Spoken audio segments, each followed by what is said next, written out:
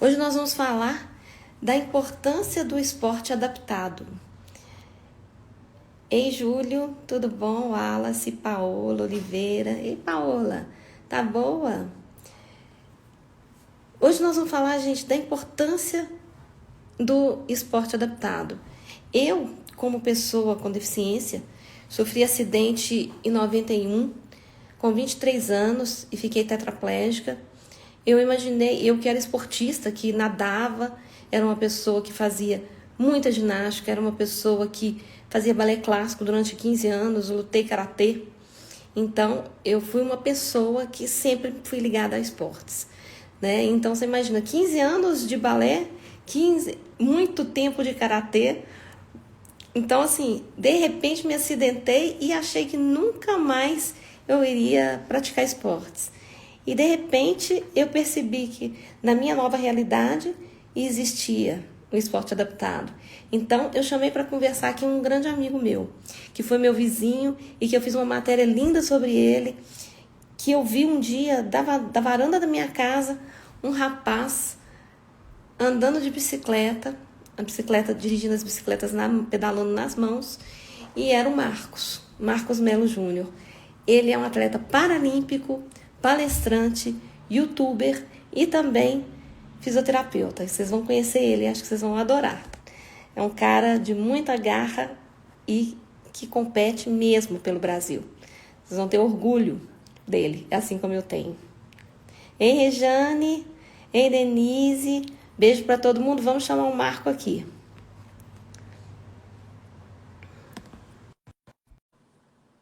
Você lembra, Rê? Pois é.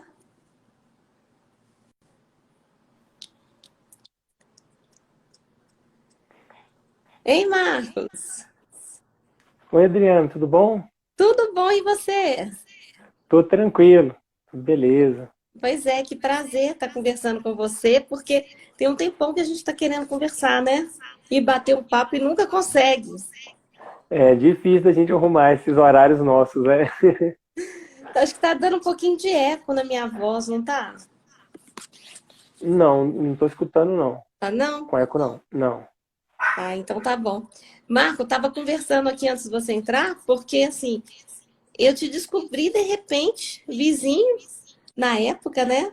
E assim, pedalando uma bicicleta com as mãos, e ali na região de Alphaville, Lagoa dos Ingleses, e aí resolvi fazer uma matéria com você, né, para a revista Reação. Foi. É. Be- Pode falar. E foi aquela história, né? Fiz uma matéria na revista Reação e falei exatamente que da varanda da minha casa eu avistei um atleta paralímpico. E assim, as pessoas acreditam muito, tem ainda esse paradigma, né, de que as pessoas com deficiência, ela não pode praticar esporte, ela não pode ter autoestima. E o esporte, eu acredito fortemente que o esporte é um veículo de inclusão social. E aí, quando eu resolvi te chamar, eu queria falar, gente, eu tenho que falar com um cara que é paralímpico, que representa o Brasil e que resolveu colocar o esporte na vida dele, não só como um hobby, mas também como trabalho, né? Então, eu queria que você se Verdade. apresentasse um pouco para o pessoal. Quem é você? Como que aconteceu o seu, como foi, quando você se acidentou e como entrou esse esporte na sua vida? Tá, então, para quem não me conhece, né? Eu sou o Marcos, né? Eu sou tetraplégico, né? Também como a Adriana. Sim. E o esporte na minha vida sempre teve presente, né? Até fala assim, ah, mas né, foi depois do acidente que resolveu fazer mais esporte? Não, na verdade não foi. Eu sempre amei esporte, É. né? O meu acidente ocorreu há é, 13 anos atrás, praticamente, agora 23 de agosto fazem 13 anos do meu acidente, e foi um acidente com asa delta. Eu estava voando, que perto de casa, dá até pra gente ver aqui da janela de casa, né? Tava voando aqui perto de casa, no topo do mundo, Sim. e houve um vento muito forte. Eu já estava já no final do dia, já tinha passado na frente da rampa, eu já estava abaixo do cume da montanha. E deu Uhum. uma rajada de vento muito forte e eu fui jogado contra a montanha. Então eu não caí, eu bati, a asa virou, eu estava voando de asa delta, né? A asa virou e eu fui jogado contra a montanha. como a gente voa deitado, eu bati Sim. de cabeça numa leira de pedra.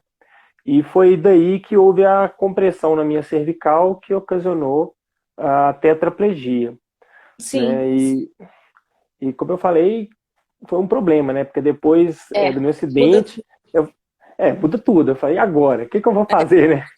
exatamente. Esportista, É, pedalava todo dia eu acordava 4h20 da manhã para pedalar, para 6 horas da manhã estar atendendo no consultório. Então, eu falei, e agora, né? O que que eu faço? Eu não consigo fazer quase nada? Será que eu não consigo fazer nada mesmo? é, E é aquela exatamente. descoberta, né? Aí, cada dia é uma descoberta diferente. É, Aí eu comecei, então, meu primeiro esporte depois da minha lesão foi a natação, foi na própria reabilitação no Sara. Aí da natação foi o rugby em cadeira de rodas. Aí do rugby em cadeira de rodas veio a esgrima. Eu já experimentei tênis de mesa, tiro com arco e tênis em cadeira de rodas. E aí basquete também, basquete lá no Sara eu joguei um pouquinho. Então eu passei por esses todos até a hora que eu me encontrei, que eu me apaixonei pelo paraciclismo. Aí até então eu tô parado no paraciclismo. não, não, e é aquela história também, né, Marcos? Eu lembro assim que quando eu conversei com você a primeira vez, o seu instrutor foi de esgrima, não foi? Falou com você, se você for fazer um esporte, que você faça ele realmente na íntegra, com plenitude, não foi isso? Foi. Foi. O meu técnico de esgrima, na época eu fazia esgrima e tinha começado para ciclismo. Aí na esgrima eu já fazia duas armas, né? Porque a gente joga com duas armas. Aí ele falou Sim. assim: não, escolhe uma e faça com perfeição. Aí eu Aham, falei, beleza. Aí escolhi uma arma principal e treinava mais ela e a outra um pouquinho só. Aí quando entendi. eu comecei a fazer o paraciclismo, não teve jeito. Ele falou a mesma coisa. Ele falou, ó, escolhe um esporte e vá fundo. Aí eu fui para o paraciclismo. Porque o paraciclismo, ele me traz muitas sensações do que eu tinha antes da minha lesão, né? É. Então, os lugares onde eu pedalava, eu pedalo hoje. Então, eu consigo curtir bem próximo do que eu tinha da minha vida antes da lesão, né? Exatamente. É muito semelhante, né? Se você pensar, a única diferença aí é que você está pedalando com as mãos, né? E não com os pés. Mas assim, e de forma adaptada, óbvio, né? Que tem É, uma bicicleta adaptada, é tudo diferente. Então, assim, nesse caso, né? A diferença é essa. Mas é engraçado porque quando eu me acidentei também, eu estava conversando aqui antes de você entrar, eu era bailarina clássica e fiz 15 anos de balé clássico. Mas eu também sou feito você. Eu fazia natação, balé clássico, e de repente resolvi, depois de sapatilha de ponta, eu falei, não, agora quer saber, eu vou pro karatê. Aí fui lutar karatê, cheguei à faixa marrom. E adorava. E sempre nadando também. E quando eu resolvi, eu entendi que eu poderia fazer alguma coisa, eu resolvi fazer um mergulho, que era um mergulho adaptado, que também que eu me especializei também nisso desde 2012. Então você vê que a gente começa a se encontrar e sempre no esporte, né? Porque o mergulho adaptado ele é considerado um esporte recreativo, né? Ele não é um esporte como o paraciclismo. Mas assim, eu vejo exatamente como você consegue se integrar mais à sociedade e se sentir mais pleno e muito mais inserido na sociedade quando você se liga ao esporte, você não acha? muito mais. O esporte, ele realmente ele é transformador. Sim. Primeiro porque quando eu estou, às vezes, pedalando aqui perto de casa, né? Passa muitos outros ciclistas, aí eles até assustam, falam, ai, pô, quem é você, né, pedalando aí com as mãos? Aí eu explico e realmente aproxima, sabe? Aproxima muito. Então eu acho que o esporte é muito inclusivo, né? E igual você estava falando também, que é importante, eu a vida inteira eu fui competidor. Eu Sim. sou tão competidor que se o cara falar que tem uma doença, eu vou falar que tem uma pior para ganhar dele. Eu sou competidor até nisso. Mas eu sei que tem o esporte, né? O teu esporte também, que ele só é o lazer. A pessoa ela pode fazer o esporte só para praticar o lazer. Não obrigatoriamente tem que ser competitivo, né? Porque muita Exatamente. gente fica ligando isso, esporte, pô, você vai competir? Não. Faça para se sentir bem, para ter uma saúde boa, Sim. né? E isso é muito importante. É, eu sempre falo muito que eu acredito que tem dois veículos de inclusão muito fortes. Quando eu falo das minhas das minhas bandeiras, quando eu falo do que eu acredito. Eu sou ativista social, para quem não me conhece, que é seu público, eu sou ativista social, eu sou criadora da revista digital Tendência Inclusiva, que é uma revista que fala exatamente sobre a aceitação das diferenças e das diversidades. Ali a gente também fala sobre saúde e bem-estar. Sou apresentadora também do Vidas em Cenas, que é um canal no YouTube. A gente vai até falar do seu. E assim, é incrível como eu percebo que a arte, que eu sempre fui de família de artistas, e era pianista também, eu era pianista, hoje eu não posso mais tocar piano, mas me redescobri como escultora depois do acidente, e me redescobri agora como cantora. Então, Ó, você acredita, Marco, que com essa segunda pandemia minha, eu falo que é a segunda pandemia, porque a primeira pandemia foi quando eu acidentei e fiquei sem sair de casa, sem entender quem eu era. Você não enxerga muito assim, quando a gente se acidenta, sem saber para onde caminhar? eu quando eu me acidentei, embora ser fisioterapeuta, já ter atendido algumas pessoas com a lesão medular, eu não sabia muito o que fazer, porque é fácil quando você está de fora olhando outra pessoa. É, Quando você está passando, é bem diferente. E é. eu não sabia direito. Eu falei, e aí? O que será que eu vou conseguir fazer? Né? Não É. sei.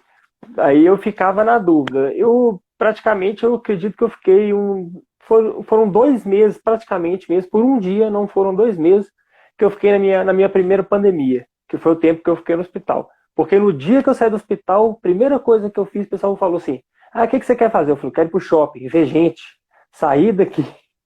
E a primeira coisa que eu fiz foi ir no shopping, por incrível que pareça. Você é danado, hein? Você acredita que minha primeira pandemia durou 2 anos? Não. Foi. Quando eu me acidentei, eu era modelo fotográfico e eu fiquei careca. E eu tive uma escara na cabeça, sabe? E a escara chegava no crânio.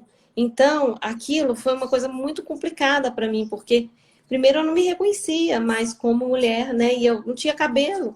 Então, isso era uma dificuldade para você se aceitar novamente como pessoa, principalmente como mulher.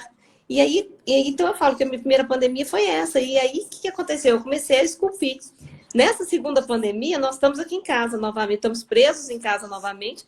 Só que agora eu falei, não, agora nessa segunda pandemia, o que eu vou ser?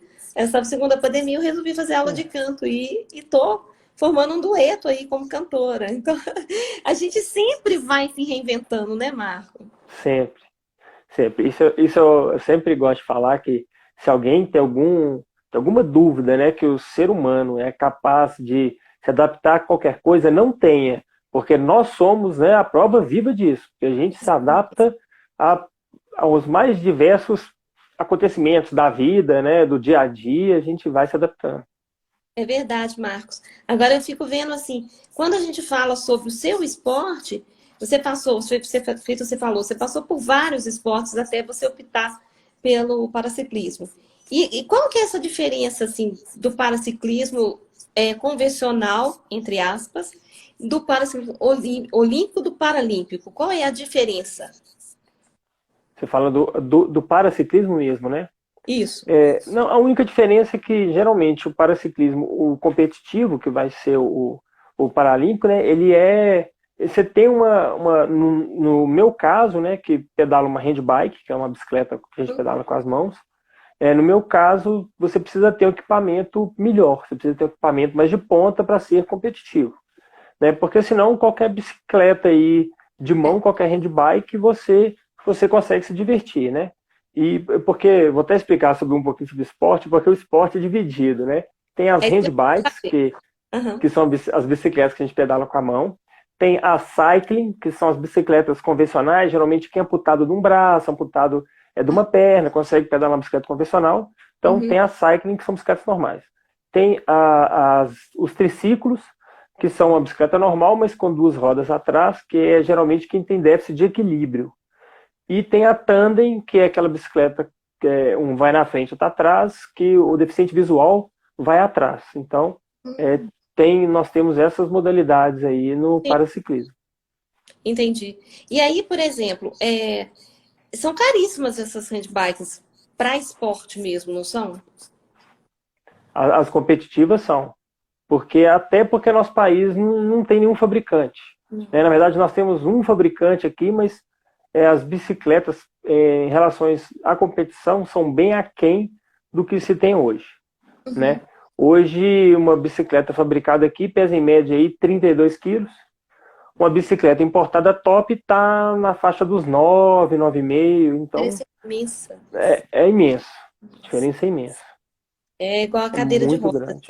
A gente vê que as É, nossas cadeiras de rodas, a gente tem cadeiras de rodas pesadíssimas e outras cadeiras que têm a tecnologia e são mais leves, né? Isso tudo faz a diferença na competição, né? E na vida da pessoa, né? Eu e você, como nós temos a tetraplegia, é uma tetraplegia meio do Paraguai, mas né? A gente tem, é. né? É. Então, assim, a gente vê completamente a diferença do peso da cadeira, como que é diferente tocar a cadeira e ir para muitos lugares, principalmente em Belo Horizonte, que tem muito pouca acessibilidade, né? No Brasil, que tem muito pouca acessibilidade. Então, faz muita diferença ter uma cadeira leve, com uma tecnologia maior e que seja mais acessível. Mas me fala uma coisa, sobre esse seu esporte, como que foi que ele entrou? Você saiu da esgrima e ele entrou na sua vida. Como que ele entrou na sua vida? É. Foi assim, na esgrima eu conheci, que hoje se tornou um amigo meu, o Gustavo, e ele já fazia o paraciclismo. Aí ele sempre ficava assim, você tem que experimentar, tem que experimentar, é legal. Eu falei, pô, mas beleza. Ele, na época, pedalava uma bicicleta convencional, uma cycling convencional. Aí eu, tá, mas como é que eu vou fazer? Da onde que eu vou arrumar um handbike para experimentar isso aí? Como é É, que faz? Ele, não sei, não conheço ninguém que tem. Aí eu falei, então, pô, vou ter que comprar uma para ver se eu gosto, né? Não tem jeito. Aí foi o que eu fiz. Eu comprei uma de entrada mesmo, que na verdade eu não sabia se eu ia gostar de esporte. uhum, Comprei para me divertir, mas eu até brinco que eu falo que não é pedalada, porque não é com o pé, é a mão dalada. Então foi é. na primeira mão dalada eu já apaixonei. Eu falei, não tem jeito. Agora é difícil alguma coisa me separar disso. E aí você comprou e você começou a andar onde? Como que foi isso? Eu comecei a treinar em casa, no rolo, porque até transportar é complicado, até Uhum, hoje é complicado. É muito grande, né? A bicicleta, ela mede quase 2 metros. Então, até para colocar dentro do carro é complicado. é muito grande. Aí eu ia para a Lagoa da Pampulha, né? O primeiro lugar que eu pedalei fora de casa foi a Lagoa da Pampulha. Aí eu pedalei lá algumas vezes. Aí deu um tempo eu mudei pro Vale do Sol. Já eu comecei a pedalar no bairro e na BR-040. Nossa, Marcos. É legal, né? No meio Que dos é carros. no meio dos carros. Meu Deus. É um local de treino, não tem jeito não. É. Aí nisso eu já troquei a bicicleta, peguei uma bicicleta melhor e continuei o treino. E aí eu tô até hoje aí nessa labuta desse treino aí. E como é que é seu horário de treino? Como é que você se encaixa essas coisas? Você tem um horário fixo, eu vejo assim que você é super metódico nisso, né? Você é determinado porque você traça metas. Você já ganhou alguns prêmios também, né? Nessa Já, modalidade. já, E me conta já. disso, como é que foi? Os meus treinos são assim, né? Eu prefiro treinar de manhã, que eu gosto de treinar geralmente no mesmo horário que são as provas. Então eu treino de manhã, musculação à tarde, aí tem dia que eu tenho fisioterapia, aí tem o psicólogo do esporte, nutricionista, aquele negócio todo. Então, durante a semana, geralmente eu treino de manhã, aí à tarde eu vou para Belo Horizonte e o final do dia, lá pelas 7h30, 8h, eu tô chegando em casa de novo. A vida de Aí atleta não é brincadeira, não. não, não. Não é. Então tem muita coisa. Então entra também a parte de nutrição, a parte também de fisioterapia, Tudo, de manter tudo. o ombro, principalmente, né? O ombro bem saudável para você fazer isso, cotovelo também, eu acredito, né? E, É. e aí, quando que você começou a competir? Como é que foi essa ideia? Como é que chegou isso na sua vida de começar a competir? Eu sempre gostei de competição. É, Igual eu te falei, sempre fui muito competitivo. aham, Então, quando eu comprei a bicicleta, esse amigo meu, ele já competia. Aí sim. eu comprei em 2014, como é que foi? 2000, agora não lembro, acho que foi 2012. Não, foi 2014, 2014 eu comprei a bicicleta em julho. Aí em dezembro, acho que foi em dezembro, eu já fui no primeiro campeonato que teve, eu já fui. Nossa, Foi só treinar um pouco e já foi. meu Deus. É É, eu ousado. não, eu não fui muito bem não, mas também não fui mal, porque eu cheguei Foi um quarto e um quinto lugar, não foi ruim não. muito bem, foi muito bem. Fui É, bem, foi bem. fui Primeira bem. vez. É. É.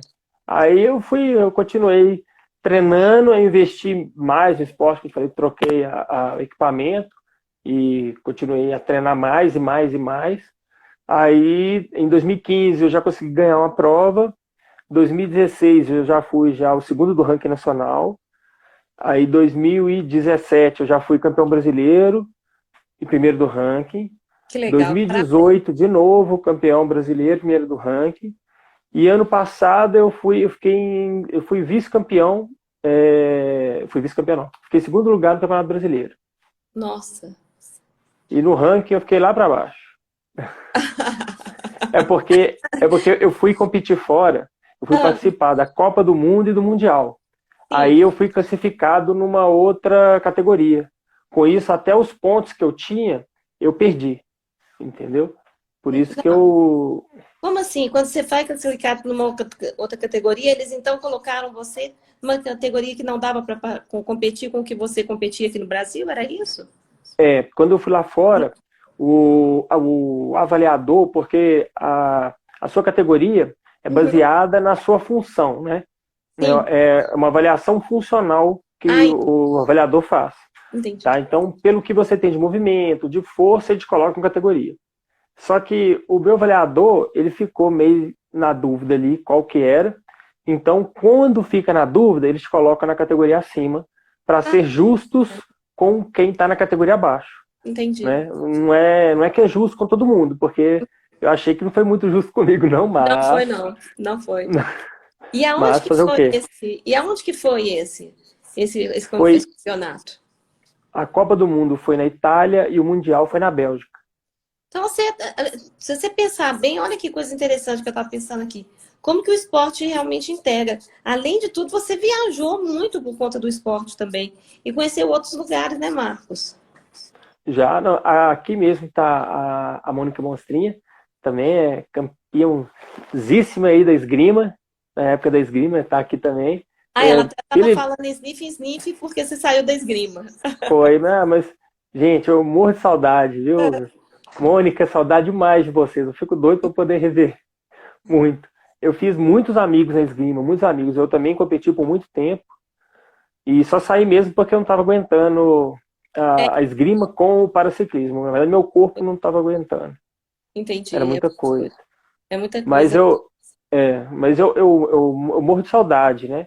E é legal, assim, fazer esses esportes diferentes, porque, igual, por exemplo, na esgrima, né? Como a gente está falando antes, eu já viajei muito, Sim, mas eu também melhorei muito o meu corpo. Então, melhorei muito o meu controle do tronco, sim, muita força no braço. sim. Então, cada esporte que eu fui fazendo, eu fui levando aquilo ali para o meu dia a dia, para minha melhora. Então, hoje, eu, eu faço assim, sabe, milhões de coisas que eu nunca achei que eu iria conseguir fazer. Eu acho que se não fosse o esporte, provavelmente eu não faria esse tanto de coisa que eu faço. Sim, com certeza. Como faz diferença? Porque cada esporte exige um pouco mais de um membro, né? Por exemplo, eu vejo muito, me corrija se eu estiver errado, mas eu percebo muito na esgrima o controle de tronco. É que você tem que ter um controle de tronco maior, né? Então, assim, no paraciclismo, você tem que ter muito mais força de braço. Então, eu percebo, assim, no basquete, né, aquela movimentação rápida. No tênis também, eu conheci o Léo Botija. Quando eu comecei a escrever para a revista Reação, eu fui convidada para escrever para falar sobre esportes adaptados e aventuras radicais, exatamente porque eu saí na capa da Reação como mergulhadora, primeira tetraplégica mergulhadora adaptada de Minas Gerais. E não foi fácil, porque não tinha mergulho adaptado em Belo Horizonte. Eu tive que sair daqui para São Paulo e lá em São Paulo me especializar em 2012, e aí me especializei em mergulho em naufrágio, mergulho noturno. O meu último mergulho foi 23 metros de profundidade. Então, eu te falando sobre essas viagens, o mergulho também me proporcionou isso. Viajar para fora e me proporcionou mais ainda. Hoje, cantar, e entender o diafragma, entender a respiração, ele vem muito também com o mergulho. Então, isso que você está falando é muito, tem tudo a ver, né? E no paraciclismo, o que você percebe que mudou, assim, no seu dia a dia de controle? O que é que exige mais? Há muita resistência e muita força nos braços. Então Sim. hoje eu faço algumas transferências que se não fosse pelo paraciclismo, provavelmente eu não conseguiria fazer. É. Não conseguiria mesmo. Então é muita força. E resistência hoje, nessas viagens que eu faço, eu toco cadeira o dia inteiro, o pessoal termina o dia morto e eu tranquilo. E tem o avião, né? Que a gente ainda tem que aguentar o avião, que é um tempão sentado lá, sem acessibilidade, sem banheiro adaptado, porque não tem adaptação para nada, para a gente subir no avião é um drama. Eu lembro, eu vou te contar assim a parte, uma coisa muito engraçada aqui, que foi uma viagem que eu fiz, que eu resolvi pagar de 12 vezes, e eu fui lá para Curaçao e Bonaire, que é o Caribe venezuelano. Paguei de 12 vezes, era caríssimo, mas vale a pena você pagar para fazer. E eu fui, né? Foram 17 horas de avião. Oh, Não, Marcos, você não tem noção. Eu estava exausta, eu cheguei lá exausta. E depois nós paramos no aeroporto, no Panamá, para pegar um teco-teco terrível, sabe? Onde só tinha mergulhadores lá dentro e o teco-teco balançando e caindo as coisas, assim, caindo em cima da gente. Todo mundo olhando para baixo, vendo o mar, né? E falando assim, gente, ainda bem que nós somos mergulhadores. Se nós vamos cair no mar de uma vezada só, não vai morrer ninguém ali. Então, quer dizer, é um desafio enorme, mas você vê que a resistência da gente aumenta também. Você vê que eu resisti uma viagem de muito tempo, cheguei cansada, lógico, foi todo mundo, mas eu resisti como eles, né? E outra coisa que eu acho muito interessante é como o esporte liga as pessoas, né? Você hoje tem muito mais pessoas que se identificam com você e traz essa representatividade, né? Você como atleta paralímpico, para outras pessoas, né? De entenderem que é possível fazer isso também. uhum. Eu, assim, já fora essa aproximação, essa identificação, né? Sim. Um monte de gente já começou já a pedalar, algumas já a fazer esgrima, tudo por minha conta, porque eu vou chamando todo mundo. O que você faz? Ah, é? Eu vejo o cara tá andando meio torto e vem cá, você sabe que você pode aqui, a gente pode pedalar, você pode fazer uma esgrima, um esporte, eu vou chamando todo mundo. Não é? Pois é, incrível isso. Você me chamou, inclusive, para pedalar e eu não fui, né? Horrível. É, Horrível, não fui. Não fui pedalar. Mas eu te falo uma coisa, uma das coisas que eu gostaria muito de fazer é esgrima. Muito. Eu vou falar até com a Mônica Mostrinha aqui, que depois, quando acabar essa pandemia, eu vou dar uma passada lá para ver se eu me adapto a isso. Porque eu vejo assim, é tão bonito, né? É um esporte tão bonito. é muito bacana. Não, pessoal, assim, eu não me considero mais da esgrima, porque eu saí, mas Sim, quem eu está na sinto esgrima sempre falta, né? fala sempre fala que é o xadrez com músculos, né? Porque você tem que fazer com que o adversário ele caia na sua finta, na sua jogada para você marcar um ponto. Então isso é muito bacana, sabe? Essa questão de faz um movimento para ver se o cara cai, É e uma aí você tem que pensar estratégia. rápido. Isso é muito bacana. E eu gosto disso, que eu sou muito estrategista, sempre fui. Sim. Muito estrategista, sangue frio ao extremo. Então eu gosto, eu me identifico muito. Entendi. E deixa eu te perguntar uma coisa. E esse seu canal no YouTube, Marcos, fala um pouco da gente, pra gente. Como é que é esse canal? Você tem um monte de seguidor e você sempre dá dica para as pessoas, né? O que aconteceu? No começo da minha lesão, muitas pessoas vinham me perguntar várias coisas pelo fato de ser fisioterapeuta e ter ficado deficiente, né? O pessoal acaba que aproxima, né? Sim. Aproxima. Então muita gente ficava me perguntando e aí era muito pontual. Uma pessoa perguntava, outra pessoa perguntava. Aí um dia, conversando com o Thiago Elton é amigo em comum nosso, conheci ele na época como chama, do rugby. Conheci ele na época do rugby, esqueci de falar do rugby. Conheci ele na época do rugby, cadeira de rodas. Aí ele falou, por que você não monta um canal no YouTube? Eu falei, gente, será? Será que vai dar certo esse trem? montar um canal no YouTube. Mas aí eu, sei lá, eu peguei, coloquei na cabeça, falei, vou fazer esse trem.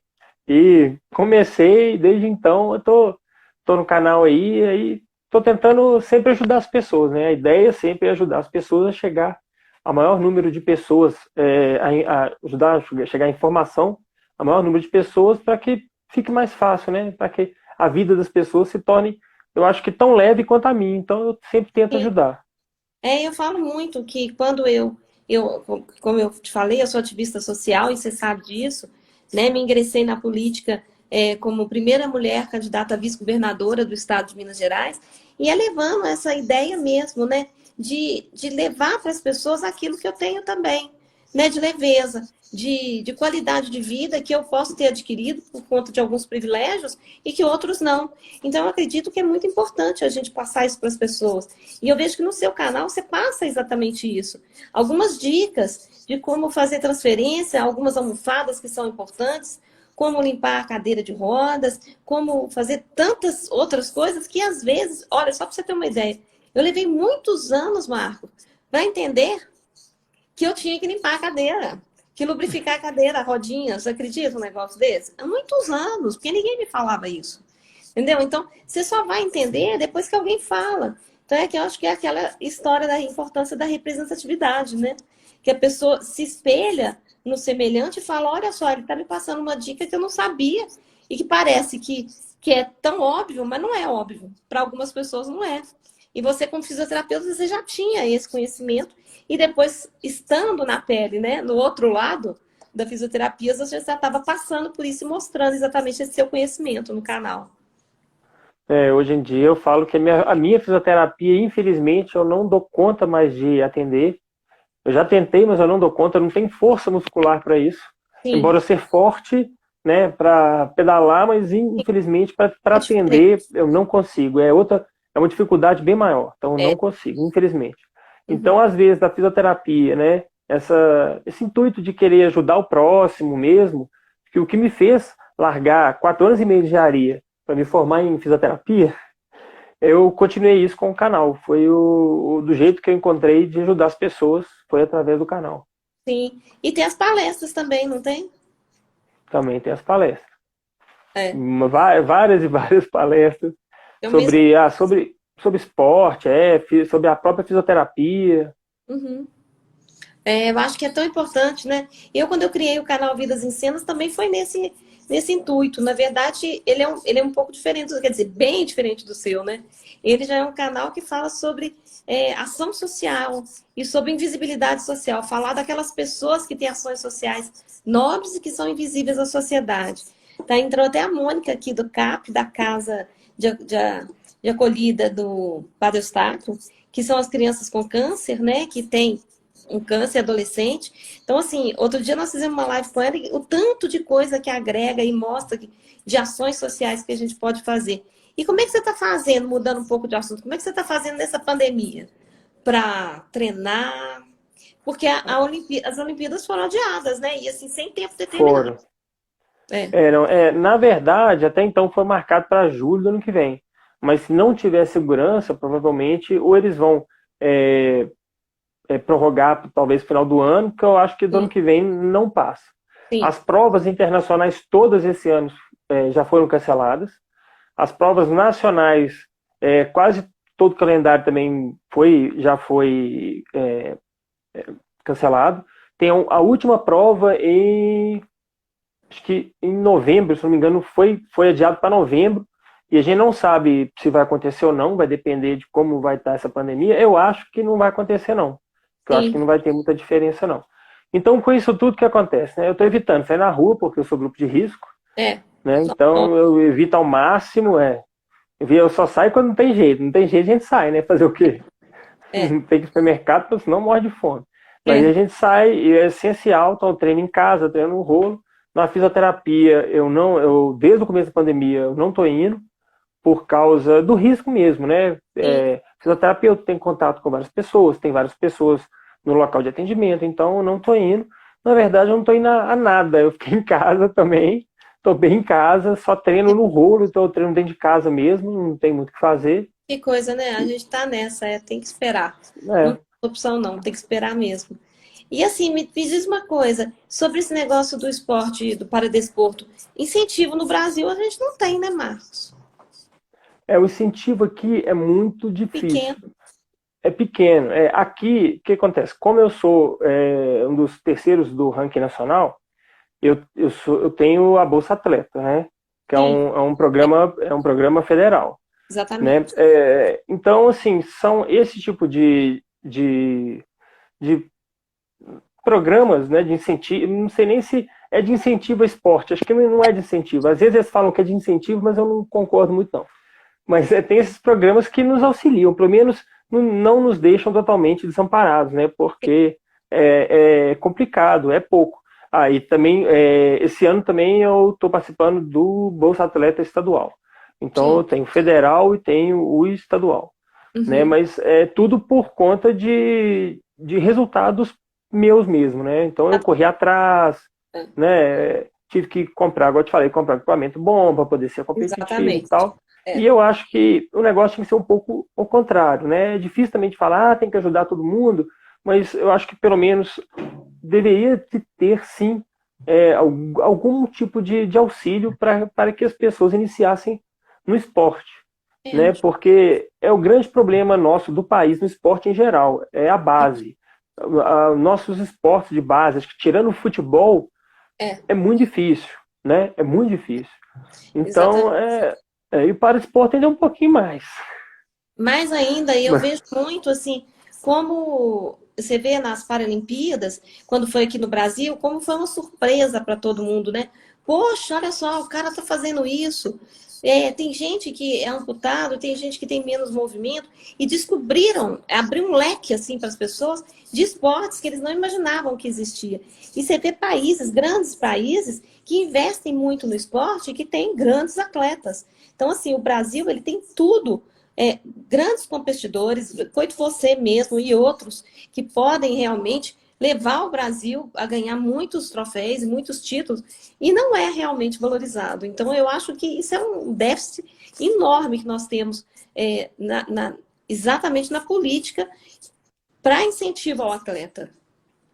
E realmente você falou tudo. A gente precisa de uma política que incentive mesmo, porque até os empresários, muitos acham que, não falando todos, não tem como generalizar, né? Mas a grande maioria acha que está fazendo como se fosse sei lá, uma assistência mesmo, tipo social, para aquela pessoa, vou ajudar ele a competir. Ele não enxerga, fala, não, ó, pô, o cara lá ele tem capacidade de competir como qualquer outra pessoa, com deficiência ou não. E as pessoas, às vezes, eles têm dificuldade de entender isso, sabe? Que a pessoa com deficiência, sim, ela está competindo ali como se fosse qualquer outra pessoa. Então, isso é difícil, sabe? Quebrar esse paradigma de que a pessoa com deficiência é um pobre coitado, sabe? Está querendo uma assistência, uma assistência mesmo social, sabe? Um auxílio. E não é isso. Eu queria um patrocinador para realmente, sabe, acreditasse no meu trabalho, visse que realmente eu sou competitivo, eu consigo ganhar, e aí sim me apoiasse. E isso é difícil, É muito difícil, difícil. mas eu vejo assim tudo, né? Na verdade, você vê que na educação é assim, enxergar a pessoa com deficiência no país é muito complicado, porque as pessoas, por exemplo, começam, né, quando eu comecei, depois que me acidentei, eu resolvi voltar a estudar e eu fui fazer fotografia, era no Promove. E aí lá eu não conseguia apertar a câmera para o botãozinho da câmera, né? E a Uhum. professora falou assim: olha, fica aí no cantinho que eu te dou a nota máxima. Então, quer Não, dizer, pô, não é, não não é adianta, né? assim. Cadê? Eu estou aqui, é para aprender, eu estou aqui para fazer igual. Eu acredito que quando a gente fala de igualdade, a gente fala de igualdade, não é disputar de igual para igual, mas disputar com as particularidades que a gente tem e ter esse espaço de igualdade. Isso é que é importante. Então, assim, a gente vê isso na educação, vê também, né, Marcos, no mercado de trabalho, pô, a lei de Não. cotas, né? Você coloca pessoas que têm muita especialização em cargos menores, porque acham que a pessoa não dá conta, ou então só para preencher as vagas da empresa. Então, isso acontece também com o atleta. com o atleta que não tem deficiência e com o atleta que tem deficiência mais ainda. É aquele coitadismo, né? E a gente tem né? que quebrar esse paradigma mesmo. Tem. Mas eu acho que o Brasil até que nós estamos andando num ritmo bom. Se você levar em conta, né, que os países europeus, Estados Unidos, desde a Primeira Guerra Mundial, sofreram muito disso, É, então eles vêm trazendo essa bagagem há muito tempo. Então hoje já é uma coisa normal para eles. é. Para nós que não tivemos guerras, né, a maioria dos casos nossos são acidentes ou se não algum problema de nascença mesmo, né? Sim, exatamente. Então, mas mesmo com isso, eu acho que nós estamos melhorando bastante. Nós temos muito para melhorar, mas Sim. já melhoramos bastante. Desde o meu acidente lá em 2007 até hoje eu vejo que nós já demos aí uns 2 passos. Não mudou, não foi muito não, mas foram Olha, 2 passos. porque o meu foi em 91. Em 91, Nossa. para você ter uma ideia, em 91 não tinha nada. Não tinha nada. Eu lembro que eu fazia fisioterapia, a ecoterapia eu fazia no Clube dos Oficiais da Polícia Militar. Não tinham vários centros disso, sabe, para fazer fisioterapia. Eu lembro assim que era muito limitado tudo. A acessibilidade era muito mais complicado do que hoje. Não digo que hoje está num patamar ótimo, não está péssimo, entendeu ainda? Ainda falta muito, tem muito desrespeito ainda com a pessoa com deficiência, né? Estacionando em vagas e outras coisas assim, né? O olhar para a pessoa com deficiência hoje está mais simpático, né? Assim, eu acho também que a gente, Marcos, tanto eu quanto você, a gente já provou para todo mundo e para a gente mesmo que a gente tem autoestima e que a gente sabe o nosso real valor, nossa capacidade. Então a gente não precisa mostrar mais para ninguém. Então as pessoas já reconhecem isso na gente. E eu acho que é isso que a gente tem que passar para as pessoas que estão começando agora, adquirindo uma deficiência, ou estão assim, pensando, meu Deus, estou nessa e agora como é que eu saio disso? Você não acha? Eu acho, eu acho. Eu falo que se cada um, né, fazer um pouquinho e realmente mostrar do que é capaz, a gente não é tão difícil de mudar isso tudo que a gente fica xingando aqui, né? Fica falando mal, não é muito difícil, não. Não, não. Basta cada um pegar e fazer a sua parte e mostrar, olha, tá vendo aqui, ó, eu sou capaz, não é porque eu tenho uma deficiência que eu não vou fazer. Embora isso também às vezes seja chato, né? Você ficar tem que provar que você ser Muito capaz é chato. chato. Não, muito chato. Mas infelizmente é o único jeito. Eu não vejo outro jeito. No momento, não vejo outro. É, Infelizmente, a gente tem que mostrar realmente que nós somos capazes para quebrar esse paradigma e as pessoas pararem com essa bobagem. exatamente. Eu falo muito nas minhas palestras que eu não gostei. Eles me chamam muito de falar sobre inclusão social e acessibilidade. E uma das coisas primeiras coisas que eu falo é, olha, eu não queria falar de inclusão social. Eu acho que a inclusão social, ela está inerente ao ser humano, ela é inerente ao ser humano. Ela começa na infância, sabe? É dentro da escola, é dentro de casa você entender a aceitação das diferenças. E aí depois passa por um espaço onde aquilo que é diferente causa estranheza. E na verdade não é, porque o diferente agrega, traz conhecimento. Você imaginou que todo mundo fosse igual? Como é que ia ser? Ia ser Isso é muito chato demais, né? Isso é muito chato, porque se ninguém discordasse de nada, né? Se fosse todo mundo aceitando tudo, eu acho que não haveria crescimento. E eu acho que é a partir daí que a diversidade e as diferenças realmente fazem o ser humano crescer. Com certeza. E o contato com a pessoa com deficiência, eu falo também que assim, é imprescindível. Eu tive o privilégio de ter um vizinho meu, o Saulo, ele sofreu um acidente quando eu tinha 8 anos de idade, se eu não me engano. Sim. Né? Se eu já tenho 41, 8 anos de idade, então eu não vou nem fazer conta aqui, porque senão eu vou acabar a ficar mais velho ainda. Mas foi o primeiro contato que eu tive com uma pessoa com deficiência, ele também é tetra. Então foi assim, foi o que eu falo, mudou a minha visão desde então do mundo. Foi ele, É. foi a partir dele. Ele que mudou a minha visão com relação à deficiência. Ainda bem que eu tive esse contato com ele novo. O encontro com ele eu falo até hoje. Falei, Saulo, ainda bem que eu tive esse contato com você, cara, porque Legal, Mila. senão seria mais difícil. Antes de eu me acidentar, eu lembrei de você falando uma coisa aqui, antes de eu me acidentar, eu sempre trabalhei com artistas, né? Minha mãe é artista plástica, meu pai também é pianista, e eu sempre trabalhei, mas eu nunca me considerava artista. Eu trabalhava, eu fazia relações públicas na Newton e fazia marketing político. Sei lá por que eu fazia marketing político, mas fazia. E aí, então, eu resolvi. E é uma coisa assim, que era caso, né? Eu fazia. E aí eu era modelo também, modelo publicitário. E aí, feito eu já falei desde o início, foi engraçado que eu entrei e eu ajudava muito, junto com o Arnaldo Godoy, que é vereador agora em Belo Horizonte, eu ajudava muito no Very Special Arts, que era colocar artistas que tinham alguma deficiência através da arte no mercado de trabalho, ensinar arte para eles. E eu viajei muito, porque eu fiz a minha favela, que são as minhas esculturas, que eu via da janela da minha casa, do Alto Veracruz, eu vi ali da Esplanada, eu vi o Alto Veracruz e comecei a esculpir essas favelas. Então eu tinha contato com pessoas com deficiência intelectual e mental. E tinha também contato com o Ronaldo, que ele era tetraplégico. E eu, na época, assim, ele era uma pessoa que eu olhava e falava, olha, ele é um cara que não é do meu universo, porque é engraçado que quando a gente entra para esse universo de pessoa com deficiência, parece que a gente entrou num universo paralelo, né? É. Não é? Então, assim, cheguei e logo depois eu adquiri a deficiência.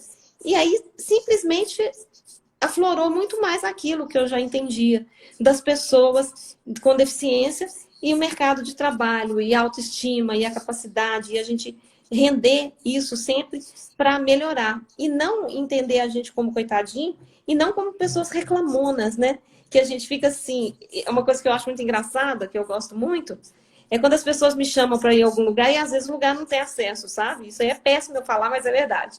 E eu viro e falo, gente, eles não estão me enxergando numa cadeira de rodas, e isso é muito bom. Porque às vezes fala, Dri, desculpa, pô. Mas não, da próxima vez nós vamos lembrar. Não foi por mal, porque a deficiência é do local, né? Da sociedade de não nos inserir, e não da pessoa com Sim. deficiência. Mas nos enxergar sem a cadeira de rodas é muito importante, Marcos, você não acha? Ah, eu acho. Eu acho mais. Porque, na verdade, muitas às vezes a cadeira de rodas é um. Como é que eu vou falar? Acaba que vira um símbolo, né? Na verdade, você vira um símbolo da cadeira, né? Eu É, deixo de ser o Marcos e passo a ser o cadeirante Marcos, exatamente. né? E isso é chato. É. Isso é chato. Eu gosto de ser visto como Marcos. Eu passo pelas mesmas coisas de você, meu amigo, meus amigos me chamam. Ah, vamos para tal lugar? Eu falei, vão. Às vezes até pergunto, você sabe se está adaptado? É, Aí eles, ah, não sei não. Eu é, falo, ah, mas vocês me carregam, deixa eu dar escada? Carrega. Então vamos embora. E vamos isso. embora. Eu não deixo de ir nos lugares, não. Eu vou mesmo. Tá Aí vendo? quando eu chego lá, eu ainda falo, ó, pô, você podia construir uma rampa aqui. Exatamente. Porque se Exatamente. eu não for nunca, às vezes o cara não vai enxergar. Ou, pô, olha lá, tá vendo? Eu tenho público que precisa de ter um acesso, né? Porque isso é importante também. Né? Nós somos um mercado consumidor muito grande. Exatamente. 25% do Brasil, né, são pessoas que têm alguma deficiência. Então, é uma gama de gente de tudo quanto é jeito, né? Não, Então, muita gente. São 46 milhões de pessoas com algum tipo de deficiência. E só em Minas Gerais somos quase 3 milhões. Então, assim, a gente tem que... no, É muita coisa. Então, você tem que pensar como isso é importante, porque dar acessibilidade para essas pessoas é dar o direito de ir e vir, né? Mas a partir do momento que a pessoa com deficiência se exclui isso e coloca dentro de casa, ela não mostra para o outro que nós somos consumidores. Eu vejo muito isso uhum, no mercado da moda também. Eu voltei a modelar como modelo inclusivo. Foi difícil demais, recebi diversos não. Não, não, Adriana, não, você não, de jeito nenhum. E eu voltei a modelar. E assim, hoje a cadeira de rodas, ela é um acessório de moda para mim. Eu componho ela com a minha roupa. Eu componho ela com aquilo, com o meu estilo. Então, o carro que a gente escolhe agora é essa situação do teto, né, de 70 mil. nossa, Menino, quanto tempo nós estamos com esse teto de 70 mil e os carros cada vez precisando de mais segurança e nós parados ainda no teto de 70 mil. E a gente tem que batalhar por isso. é um absurdo, né? Se não for subir muito, pelo menos um pouquinho, para que dê uma sobrevida aos carros que a gente possa pegar, né? Exatamente, precisa, né? Até porque eles estão elevando o preço exatamente pela segurança, exatamente por causa dos componentes do carro. Então é muito difícil, vai restringir muitas pessoas. Mas, Marcos, assim, nossa, eu queria muito conversar com você. Tem um tempo que a gente está se desencontrando. igual gato e rato, né? É. E eu queria que você falasse um pouquinho aqui sobre como é que as pessoas acessam o seu canal, como que as pessoas têm acesso a você. Mas, o meu canal é só procurar no YouTube lá, Marcos Melo JR, aí já me acha lá. Vai ter essa foto desse carão lá, provavelmente. Aqui no, aqui no Instagram é @MarcosMeloLife, né? E é basicamente isso. Aí lá para mandar mensagem aqui no Instagram, eu recebo por dia, eu recebo, sei lá, tem dia que dá mais, mas 50, 60, às vezes, direct por dia de Coisa, perguntas, é muita coisa. muito. Algumas pessoas até ficam reclamando, pô, mas você demora para É responder. Eu falei, gente, eu não dou conta, não. Eu não vivo por conta de responder os outros. exatamente. Infelizmente, eu não dou conta disso. Eu tenho meus outros afazeres, né? Mas fora aqui, ainda é e-mail, no YouTube, né? O pessoal acessa pelo YouTube, manda e-mail pelo YouTube. Então, qualquer um desses canais aí de rede social pode me procurar, perguntar e quiser conversar, que nós vamos conversar. Mas eu também tenho esse canal que eu te falei do Vidas em Cenas, é só acessar Vidas em Cenas, né, no YouTube. Tem a Tendência Inclusiva, que é tendenciainclusiva.com.br, que é uma revista digital, mas as pessoas mandam mesmo direct pra gente e às vezes eu demoro muito a responder mesmo. Eu estou aproveitando sua fala, gente, é porque realmente é difícil mesmo responder todo mundo. Eu gostaria de responder todo mundo muito rapidamente. Às vezes também tem uma caixa ali postal que fica escondidinha. Você já viu uma caixinha postal que fica escondida ali no direct ou no Uhum. Facebook e a gente não acha depois de um tempão que você vê uma mensagem que a pessoa mandou há uns 2 meses? Então não é por negligência, não, é porque realmente a Não. gente não consegue ver. E muitas perguntas são difíceis da gente responder, né? Porque são muito específicas. Então, às vezes, eu gasto 15 minutos para poder responder uma pessoa. É Então, é difícil, porque a especificidade é muito grande de cada pessoa. Então, é verdade. difícil de ser uma coisa muito simples, assim, de responder todo mundo de uma vezada só. E o importante é o pessoal entender que da nossa live a importância realmente do esporte adaptado. Como realmente ela Sim. muda a vida, como ela mudou a sua vida completamente, né, Marco, depois do acidente, e como ela realmente muda a minha vida também, né? Mesmo que seja de maneira recreativa, que é o mergulho adaptado. Eu tenho certeza que, com o passar do tempo, eu vou acabar entrando para algum esporte, e não para competir, se é competitivo, mas eu não quero competir. Então, assim, quis muito entrar para a vela adaptada que acontece em Alphaville, mas estava frio demais, também não aguentei, né? Então ficou muito difícil, porque eu gosto mais de água, né? Então eu acho que a gente tem que falar isso, sempre bater na mesma tecla e falar, gente, olha, não parou não, as coisas não pararam, não acabaram, não. Vai procurar um esporte, isso vai melhorar a sua vida, vai te trazer mais saúde física, mental, vai te incluir mais, vai te integrar mais à sociedade, e vai trazer um mundo muito melhor, né? Muito melhor, não? Eu não me vejo sem praticar esporte. Eu falo que se amanhã eu deixar de competir, eu vou continuar dando meus passeios aí de handbike tranquilamente. Mas parar, não paro, não. Que maravilha. Ô, Marco, obrigada, viu? Obrigada Eu que te agradeço, Adriano. pelo bate-papo. E, pessoal, eu espero que vocês tenham gostado num pouquinho que a gente pôde passar aqui. E procurem lá o Marcos, lá no YouTube. Ele está sempre colocando um vídeo novo. Expert em editar vídeo. Eu fico chocada como é que você consegue isso. Ah, Não é? que queria eu, viu? Não, isso é bom. E vamos lá, vamos. Boa sorte para você e que a gente passe essa pandemia e Obrigado. você traga mais troféus aqui pra gente. Amém. Obrigado, Adriano. Então, um E beijo. vão marcar de encontrar depois, hein? Sem acabar essa pandemia. Depois da pandemia, aí vamos ver se eu vou pedalar, né? Quer dizer, mão da lá. Manda lá.